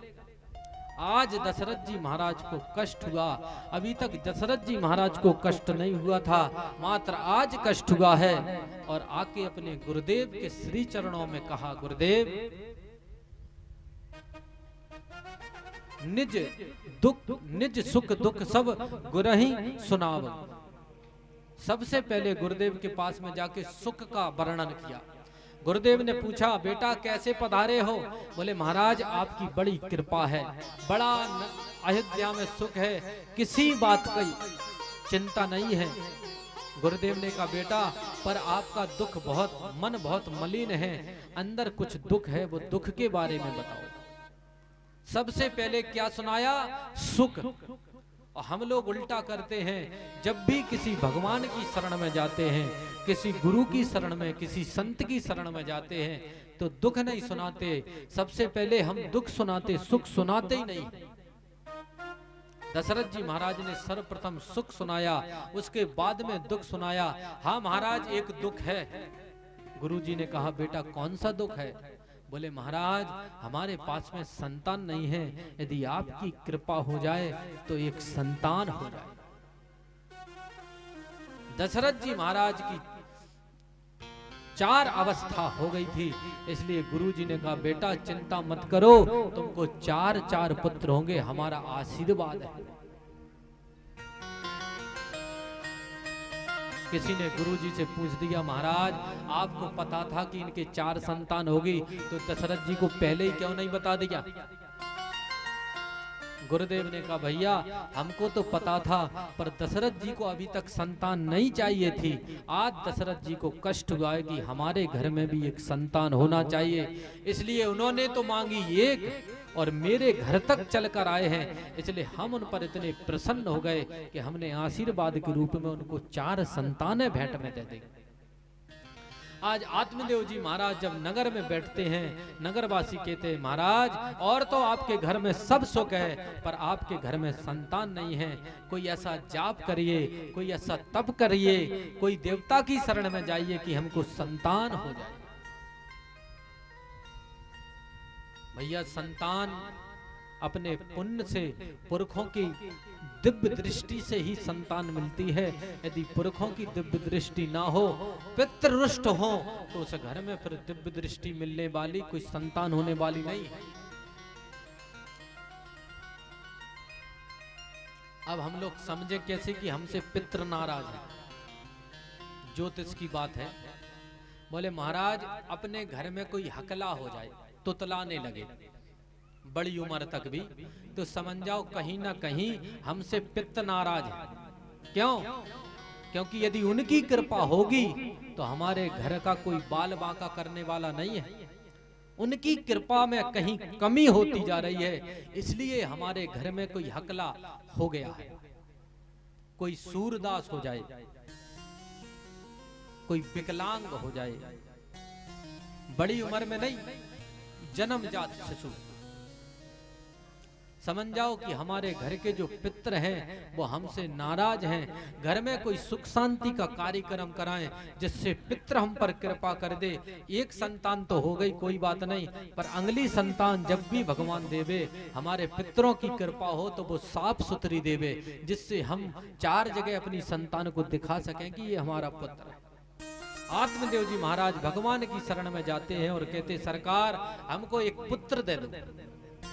मुंचा ज्ञानम प्रजारूपम बलिष्ठा कर्मणो गति विवेकं तु समासध्या त्यज संसार वासनम। हमारे आत्मदेव जी महाराज ने घर में तुलसी लगाई तो तुलसी भी सूख गई। महाराज और तो और घर में गाय भी लाए तो गाय से भी कोई बछड़े का जन्म नहीं हुआ। आत्मदेव जी महाराज बड़े दुखी, घर में कुछ कह नहीं सकते थे, क्योंकि आत्मदेव की जो घरवाली धुंधली थी वो नित्य प्रति कलह करती थी, बहुत कलह करती थी। इसलिए आत्मदेव जी महाराज अंदर से इतने दुखी थे, उन्होंने सोचा कि भगवान भी नहीं सुन रहे हैं, संत कृपा भी नहीं हो रही है, गुरु कृपा भी नहीं हो रही है, चलो आज तो हम मरकर और अपने प्राणों को त्याग देंगे। आत्मदेव जी महाराज जंगल में चले गए। जंगल में जाके एक बहुत बड़े पर्वत पर बैठ गए, सोचने लगे भाई मरने से भी पुत्र होते हुए तो सभी मर जाए। नीचे से गंगा मैया का बहाव चल रहा था, बोले चलो प्यास लग रही है जल पी के मरे। अरे भैया जब तुमको मरना ही है तो जल नहीं पियो, वैसे ही मर जाए। एक व्यक्ति गया और ट्रेन की पटली पर लेटा है, बगल में एक टिफिन रखा है। किसी ने भैया क्या कर रहा है? बोले मरने आए। अरे जी टिफिन क्यों रखे? बोले कहीं ट्रेन लेट हो गई तो भूखे नहीं मरेंगे। अरे मरेंगे तो पेट भर के मरेंगे, भूखे क्यों मरे? अरे उस ट्रेन को कलंकित क्यों कर रहा है भैया, भूखे ही मर जाओगे।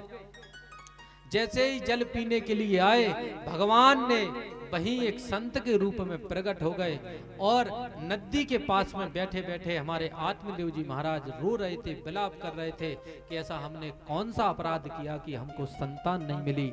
जैसे ही संत ने सोचा कि कोई भगवान का भक्त है, भगवान नहीं मिल रहे हैं, इसलिए रो रहा है। और संत जी महाराज पास में पहुंच के आत्मदेव जी से पूछने लगे, आपका क्या नाम है, किस लिए रो रहे हो? आत्मदेव जी ने सारी अपनी व्यथा सुना दी। महाराज, हमारे कोई संतान नहीं है, इसलिए हम रो रहे हैं। हम आत्मदाह करने आए थे, आप अच्छे मिल गए, हमको संतान दे दीजिए। संत जी बोले, संतान मंतान हमारे पास नहीं है, भगवान का भजन करो, सब हो जाएगा।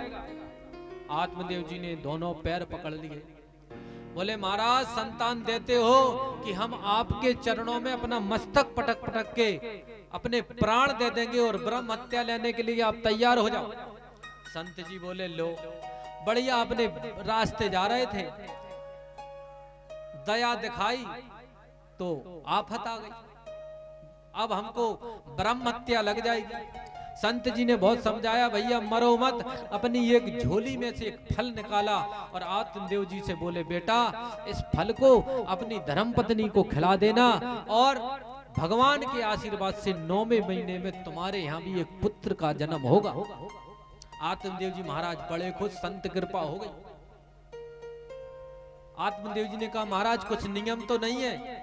संत जी बोले, हाँ कुछ नियम है। क्या? बोले, जो भी इस फल को खाए वो औरत गर्भवती हो जाएगी, तो उसको सर्वप्रथम लड़ना नहीं चाहिए। आत्मदेव जी महाराज ने मन में सोचा, महाराज आपकी जो पहली शर्त है हम वो पहली में नहीं मान पाएंगे। मन में सोच रहे, बोल नहीं रहे। क्यों? क्योंकि धुंधली का सर्वप्रथम कलह करने का काम है, नित्य प्रति लड़ने का काम है। फिर बोले, महाराज भगवान का भजन करना है। आत्मदेव जी सोच रहे, महाराज दो ही बातें खराब है, उसको लड़ना भी है और भगवान के पास नहीं जाना, भजन तो बहुत दूर है। तीसरा बोले, महाराज जाना चटपटा नहीं खाना है। आत्मदेव जी सोचने लगे, संत जी जितने नियम बता रहे वे सब झूठे पड़ जाने, क्योंकि हमारी धर्म पत्नी का नाम धुंधली है, उसको किसी की बात नहीं माननी है, वो तो अपना ही कार्य करेगी। पर संत कृपा हो गई। आत्मदेव जी ने सोचा, आत्मदेव जी महाराज झूमते झामते घर आए। घर में आके बोले, देवी लो इस फल को खा लो, संत कृपा हो गई है, 9वें महीने में तुम्हारे यहाँ संतान हो जाएगी। फल भक्षेण गर्भस्या गर्भेणु दरवृत्तिका स्वल्प भक्षम ततो शक्ति ग्रह कार्यम कथम भवे। अब धुंधली मन में सोचने लगी कि मैं फल खा लूंगी, गर्भवती हो जाऊंगी तो बड़ा कष्ट होगा। एक पड़ोसन जब तक मिलने आ गई, अरे देवी आज बहुत उदास हो, क्या बात है? अरे बोली, बहन तुम अच्छी आ गई, हमारे जो स्वामी हैं इतने भोले भाले हैं, पता नहीं किसी संत ने फल कह दे दिया कि फल खा लो संतान हो जाएगी। अरे फलों से संतान होती तो पता नहीं हमने कितने फल खा लिए, अभी तक तो कुछ हुआ नहीं। पड़ोसन ने कहा, अरे देवी फल खा ले, संत कृपा है, कहीं भगवान की कृपा हो जाए। धुंधली ने कहा, एक बात बताओ बहन। हाँ, हमने सुना है गर्भवती स्त्री जाना दौड़ नहीं पाती है। पड़ोसन बोली, मैया तेरे को दौड़ना कहाँ है, आराम से घर रहना। अरे बोले, घर में तो बने रहेंगे, पर एक बहुत चिंता है। क्या? बोले, नगर में कहीं आग लग गई तो सारे नगरवासी तो बाहर हो जाएंगे, तदम तम मरणम भवे, हमको भाग नहीं पाना है और हमारी मृत्यु सुनिश्चित है। एक नगर में आग लग गई, सारे नगरवासी भाग गए, एक बेचारा लंगड़ा और एक अंधे बचे। अब बेचारों ने बहुत आवाज लगाई, भैया हमको बचाओ, हमको बचाओ, पर किसी ने नहीं बचाया। दोनों ने सोचा कि भैया यदि हम दोनों मित्र बन जाएं तो बच रहे, अन्यथा गोविंदाय नमो नमः है। लंगड़ा बोला, क्या करें? अंधे, भैया तुमको दिखता नहीं है तो हमको दिखता है, तुम्हारे पैर है तो हमारे पैर नहीं है, एक काम करो अंधे भैया, लंगड़े को अंधे के ऊपर बैठा लिया। लंगड़े को दिखता है, अंधे को चलना आता है। लंगड़े ने रास्ता बताता गया और अंधा आराम से धीरे धीरे चलता गया। नगर में सारे नगरवासी बच गए और वे दोनों भी बच गए। यदि वे दोनों ने दोस्ती नहीं की होती तो भैया गोविंदाय नमो नमः होना सुनिश्चित था। आपत्तिकालीन मर्यादा नास्ती। आपत्तिकालीन में मर्यादा का यदि उल्लंघन हो जाए तो दोष नहीं लगता है। इन लोगों को हमेशा मित्रता करके रखनी चाहिए। जिसको दिखता कम हो, सुनाई कम देता हो, पैदल नहीं चल पाता हो, पता नहीं कब क्या हो जाए। दूसरा प्रश्न किया, मैया एक बात और बता दो। क्या? बोले हमने सुना है कि गर्भवती स्त्री ज्यादा खाना नहीं खा पाती। पड़ोसन ने कहा, अरे देवी, अरे 5 टाइम खा लेना, इकट्ठी 25 रोटी मत खाना। बहुत समझाया, उसकी समझ में नहीं आई और पड़ोसन बोली, तू जान तेरा काम जाने, हम तो चलते। तब तक दूसरी पड़ोसन और आ गई। अरे धुंधली बहुत दुखी हो, क्या बात है? अरे मैया बड़े दुखी तो इसलिए हैं, हमारे पति को किसी ने फल दे दिया कि फल को खा लो और तुम्हारे संतान हो जाएगी। पड़ोसन ने कहा, बड़ा भाग्य। अरे बोले आपको तो पता है कि हम कितने सुकुमार हैं। हमने सुना है कि संतान उत्पन्न होती है तो माता को बड़ी पीड़ा होती है और हम पीड़ा सहन नहीं कर सकते हैं। मैया ने कहा कि भैया तुम तेरे को खाना हो खा, नहीं खाना हो नहीं खा, हम तो चले। इतने में धुंधली की एक बहन आ गई। बहन बड़ी खुश थी कि धुंधली के कोई संतान नहीं थी। ऐसी भी बहनें होती हैं, यदि एक बहन के संतान ना हो तो वो बड़ी खुश होती हैं कि चलो इसका पूरा माल हमारे बच्चे को मिल जाएगा। 2-4 महीने में 1-2 चक्कर लगा दो, इसलिए आराम आराम से धीरे धीरे सील पक्की हो जाएगी और इनकी संतान फिर हमारी संतान को हो जाएगी, इनकी संपत्ति। उन्होंने कहा, बहन बड़ी दुखी हो? अरे बोले हाँ महाराज, दुखी इसलिए हैं क्योंकि आपके जो जीजाजी हैं वो पता नहीं किसी ने उनको फल दे दिया है और फल से कहीं संतान होती है। बहन ने कहा, फल से संतान होती तो पता नहीं अपन ने कितने फल खा लिए। अरे फल का परीक्षण कर लो। इतने दिन की गाय बांधे हैं आप, अभी तक गाय के कोई बछड़ा नहीं हुआ है। गाय को फल खिला दो, यदि फल में कुछ शक्ति होगी तो गाय से भी बछड़ा हो जाएगा। हाँ बहन तूने सही कही। अपनी बहन की, सौतेली बहन की बात मान ली और संत की कृपा का जो फल था वो गाय को खिला दिया। उन्होंने कहा कि हम अपने आत्मदेव को, पति को कैसे समझाएं? बोले पेट में कपड़े लपेटते रहना मैया, 9वें महीने मेरे जो संतान होगी वो रातों रात हम आएंगे और चुपचाप में आपके यहाँ संतान दे जाएंगे। आप हमारे पति के लिए मुंह बंद करने के लिए कुछ माल दे देना, इसलिए हम अपने पति का मुख बंद कर देंगे। धुंधली बड़ी प्रसन्न, बहन हो तो तेरी जैसी चुटकियों में हमारी सारी टेंशन दूर कर दी। धुंधली बड़ी खुश, बहन का भी काम बन गया। वो भागी भागी आई। आत्मदेव जी महाराज ने पूछा, धुंधली फल खा लिया? धुंधली ने कहा, महाराज आप कह गए थे फल तो हमने तभी खा लिया था। अब आत्मदेव जी महाराज जब गांव में बैठते थे, गांव वासियों से कहते हैं, महाराज कुछ दिनों बाद अब हमारे में भी संतान होगी, हमारे पास में भी भगवान की कृपा हो गई है। 9 महीने के बाद में अब हमारे यहाँ भी सुंदर एक संतान होगी। 9 महीने पूरे हुए। बहन ने रात्रि में आके फल अपना पुत्र अपनी बहन को दे दिया और इधर धुंधली मात्र ढोंग करती रही कि हमको भी संतान है, हमको भी संतान है। 9वें महीने में आत्मदेव जी महाराज से धुंधली बोली, महाराज अपने भी एक संतान का जन्म हुआ है। आत्मदेव जी महाराज तो बड़े प्रसन्न हो गए और कहा, नाई पूरे नगर में लगा दे दुहाई। किस बात की?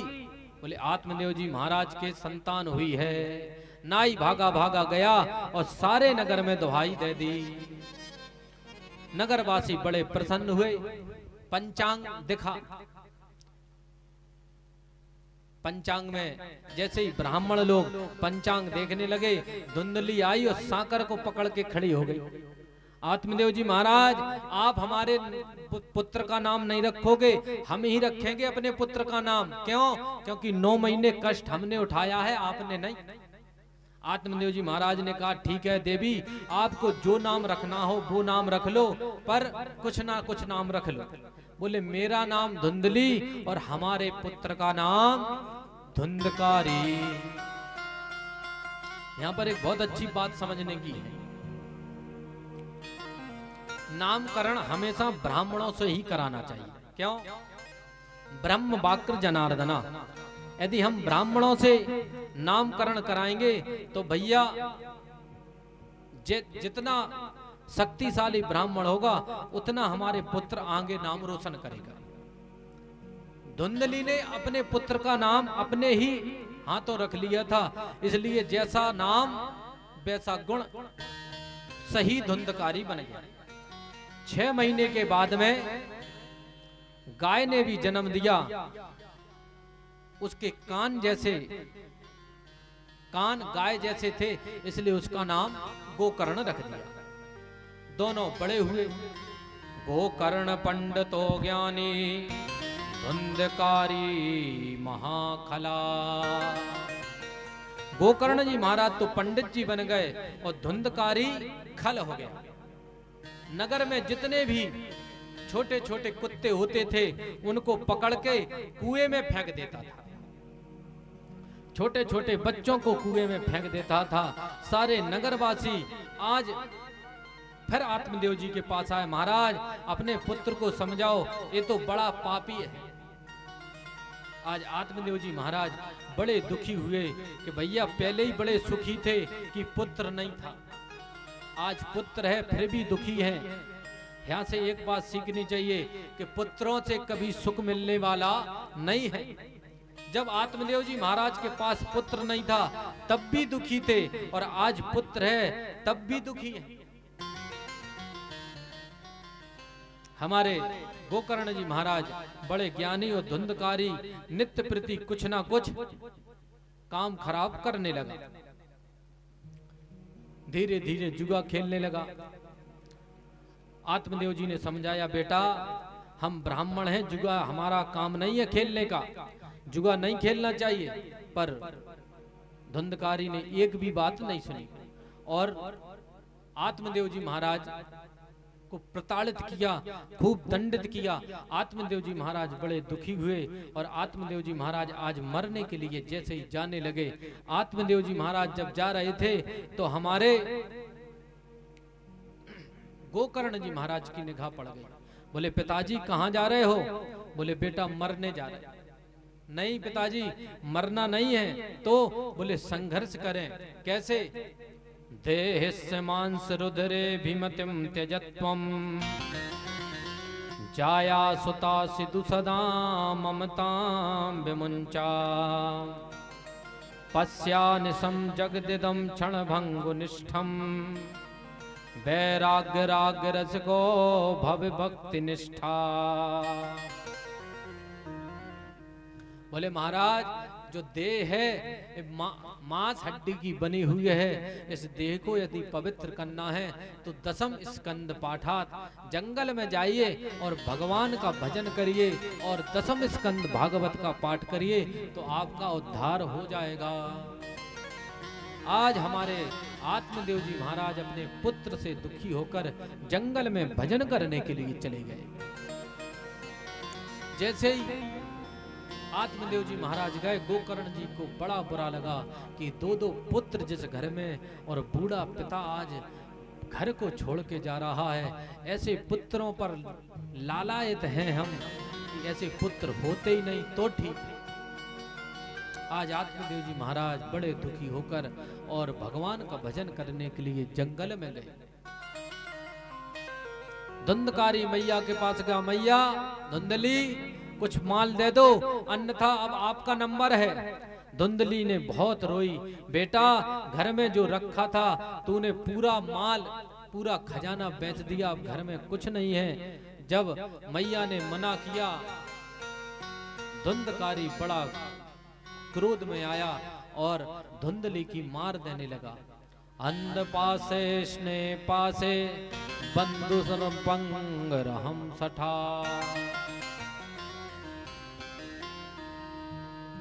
जब धुंधली को जाना प्रताड़ित किया तो धुंधली गई और एक अंधे कुएं में जाकर गिर गई। अंधे कुएं में जाकर गिरकर अपने शरीर को त्याग कर दिया। अंधे कूपे स्नेह पासे, हम सब लोग भी एक अंधे कुएं में बंधे पड़े हुए हैं। किसमें? बोले स्नेह पास की रस्सी में, कि एक पुत्र यदि हमारी सेवा नहीं करेगा तो दूसरा करेगा, दूसरा नहीं करेगा तो तीसरा करेगा। अरे पुत्र नहीं करेंगे तो हमारी धर्म पत्नी करेगी, अरे धर्म पत्नी नहीं करेंगे तो हमारे खानदान के हमारी सेवा करेंगे। स्नेह पास की रस्सी इतनी मजबूत है कि वो हमसे टूटी नहीं जा रही है। जब हम स्नेह पास की रस्सी में बंधे रहते हैं तो महाराज हमारे घर में धुंधकारी जैसा पुत्र हो जाता है और हमको प्रताड़ित करता है, पर हमको भी मरना पड़ता है। इसलिए समय के पहले हम भगवान को याद करें, भगवान का ध्यान करें। ऐसा ना हो कि हमारे पुत्र हमको प्रताड़ित करने लगे, हमको दुखी करने लगे। घर में चले तो चलाओ, नहीं चले तो हो सके उतना भजन करो। ये भजन की ही शक्ति है, ये सब चल रहा। भजन की बड़ी शक्ति है। आज कथा यहीं तक। कल 2 बजे से 5 बजे का समय है, हो सकता 6 भी बज जाएं, इसलिए हम सब लोग 2 बजे से। आज क्या है, प्रथम दिवस है। इतनी तेज धूप थी कि सब लोगों को पता है, इसके बारे में नहीं बताना है। इसलिए आज वाणी को यहीं विश्राम। हनुमान जी महाराज के एक श्री चरणों में भजन, उसके बाद आरती। करुणामयी सरकार ने जीना सिखा दिया,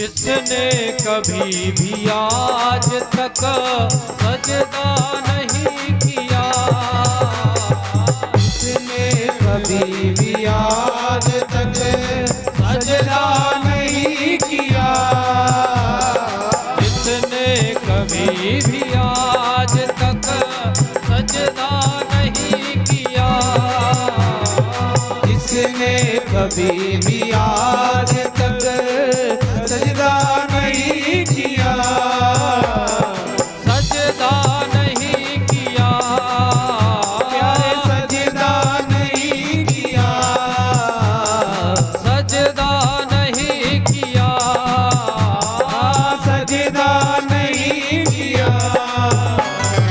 उसको कृपा ने आपके, उसको कृपा ने आपने बना सिखा दिया, उसको कृपा ने आपने रुकना सिखा दिया। करुणामयी सरकार ने जीना सिखा दिया, करुणामयी सरकार ने जीना सिखा दिया, ओ करुणामयी सरकार ने जीना सिखा दिया, करुणामयी सरकार ने जीना सिखा दिया, ओ करुणामयी सरकार ने जीना सिखा दिया, करुणामयी सरकार ने जीना सिखा दिया।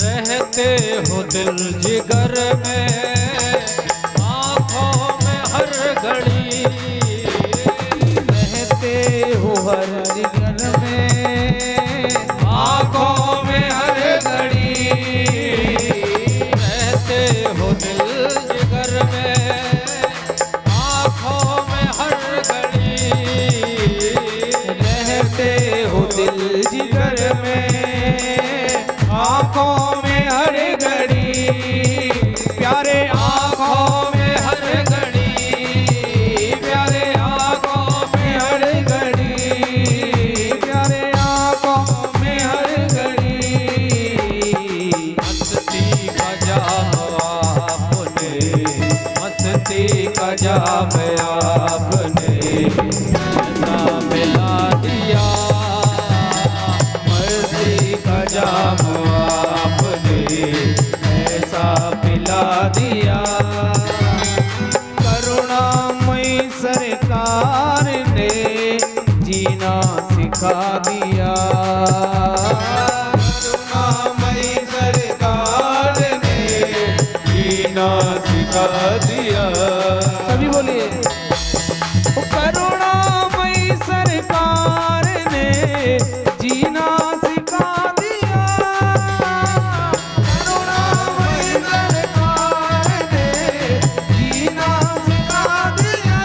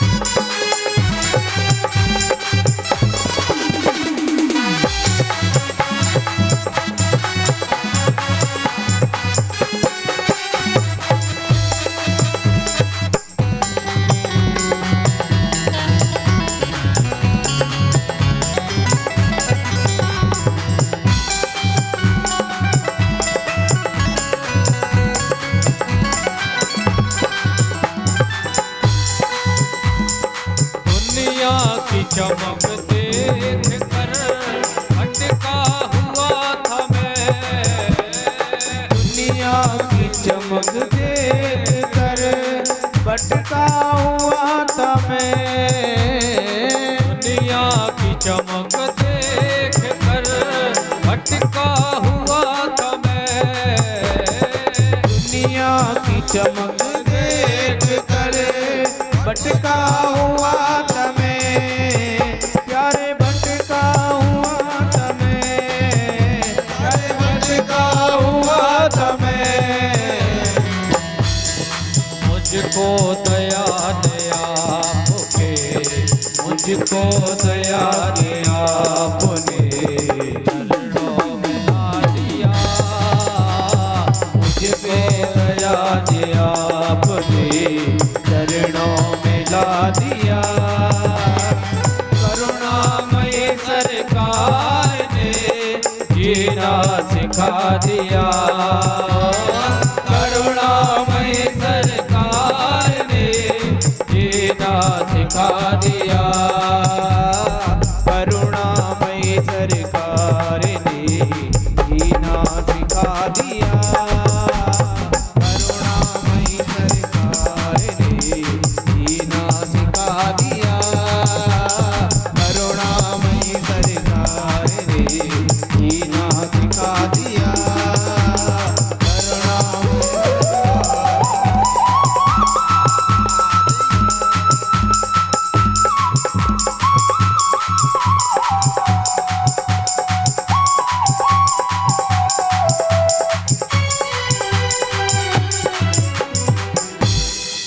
बोलो हनुमान जी महाराज की जय हो। सद्गुरुदेव भगवान की जय हो।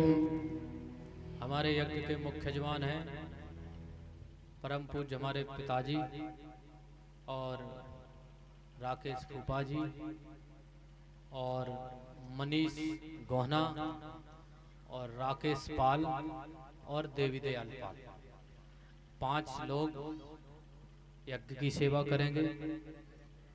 नित्य प्रति हनुमान जी का अभिषेक होना है। उसके 7 जजमान अलग हैं। आज हमारे डबरा से आए हुए थे भैया अरविंद पांडे जी, वो हनुमान जी का अभिषेक करके गए हैं। हमने अपने जीवन में पहली बार यज्ञ करवा रहे हैं और हनुमान जी का अभिषेक। भागवत तो हो रही, सब चल रहा भगवान की कृपा से, पर हनुमान जी की ऐसी कुछ प्रेरणा हुई कि हमारा भी अभिषेक होना चाहिए। नया मंदिर बना था, इसलिए 7 दिन 11 से और 1 बजे तक हनुमान जी का अभिषेक होगा। सुबह 7 से 11 यज्ञ का टाइम है और फिर 2 से 5 फिर अपनी एंड है अपना, तो 6 भी हो जाए 7 भी हो जाए, एंड में क्या तो बचता ही नहीं जा, कहते एक बचत के फिर छुट्टर चलत। तो अपनों तो एंड में भगवान ने एंड में मौका दाव है, इसलिए। और हमारे झांसी से मुदगल महाराज पंकज भैया भी बेचारे पधारे। अब पता नहीं किसी ने कुछ पूछा कि नहीं, हम तो अपनी मस्ती में थे और वे भी फिर अपनी कहीं मस्ती में होंगे। गुरुदेव भगवान को प्रणाम। जय जय जय हनुमान गोसाई, जय जय जय हनुमान गोसाई। कृपा करो गुरु देव की नाही, कृपा करो गुरु देव की नाही, कृपा करो गुरु देव की नाही, कृपा करो गुरु देव की नाई। संकट कट मिटे सब पीरा, संकट कटे मिटे सब पीरा। जो सुमरे हनुमत बलबीरा, जो सुमिरे हनुमत बलबीरा। जो सुमरे हनुमत बलबीरा,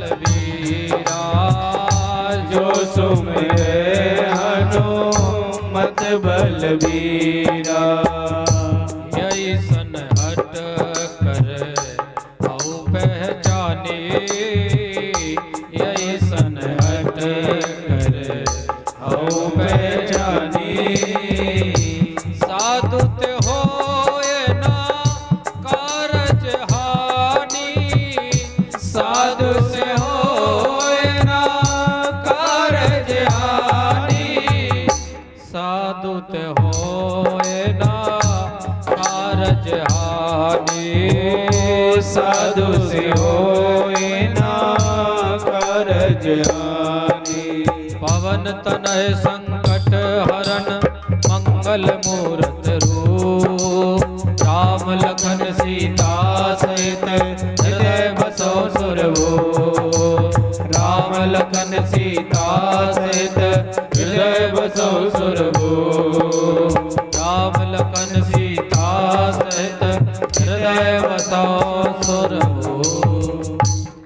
बोलो हनुमान जी महाराज की जय हो। भैया उपास से हम हैं, आप लोग नहीं। आवाज हमारी नहीं निकलनी चाहिए, उल्टा हो रहा आवाज तुम्हारी नहीं निकलती। बोलो बरिया वाले हनुमान जी महाराज की जय हो। अब हम सब लोग आरती का दर्शन करेंगे। आरती के बाद हमारे नंदलाल भैया जो दान आया है वो हमारे नंदलाल भैया सूचना देंगे। उसके बाद फिर हमारे नंदलाल जी यदि मन होगा तो भजन सुना देंगे, नहीं होगा तो फिर नंदलाल की कृपा है।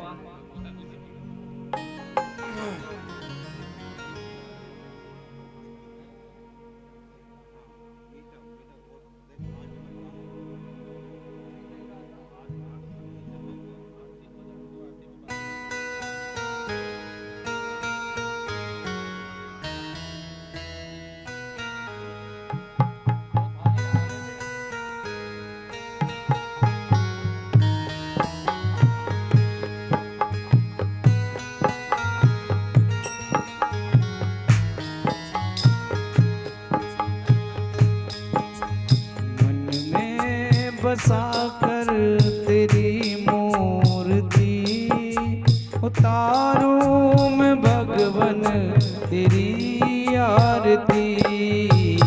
मन में बसाकर तेरी मूर्ति, उतारूं मैं भगवन तेरी आरती।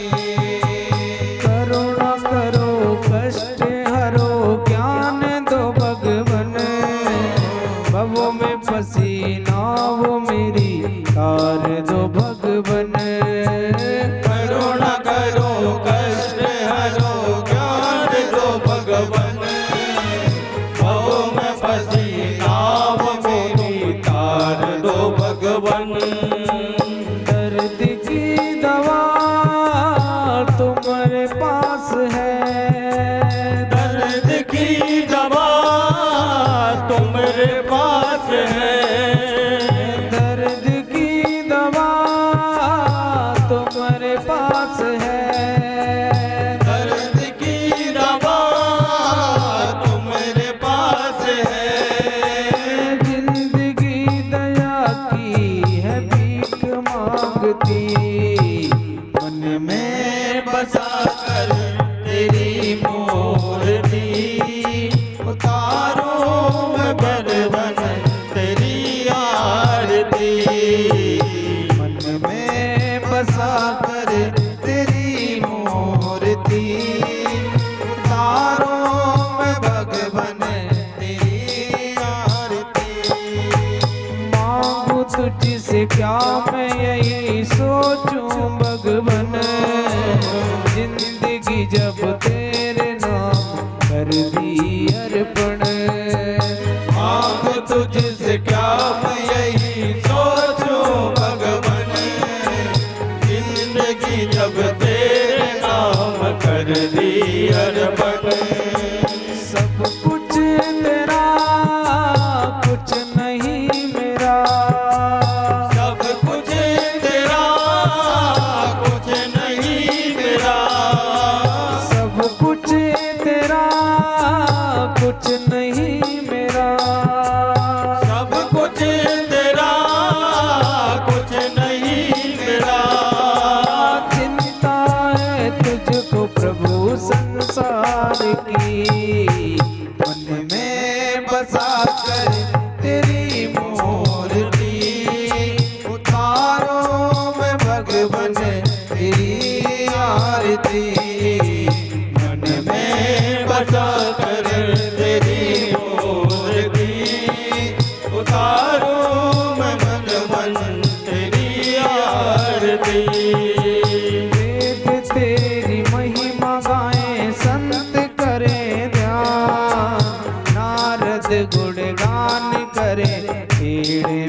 बीणतान। वेद तेरी महिमा गाए संत करे ध्यान, नारद गुणगान करे छेड़ बीणतान। भक्त तेरे द्वार करते हैं पुकार, भक्त तेरे द्वार करते हैं पुकार, भक्त तेरे द्वार करते हैं पुकार। भक्त तेरे द्वार करते हैं पुकार। भक्त और उदास तेरी गाए आरती, मन में बसा कर तेरी मूर्ति, उतारो मैं भगवन तेरी आरती। मन में बसा कर तेरी मूर्ति, उतारो मैं भगवन तेरी आरती। उतारो मैं गिरधर तेरी आरती, उतारो मैं भगवन तेरी आरती। हरि ओम। ओम ज्वालामरणे नमः जलम शीतलीकरणं पुष्पदेवाभिवंदनम्। ओम देव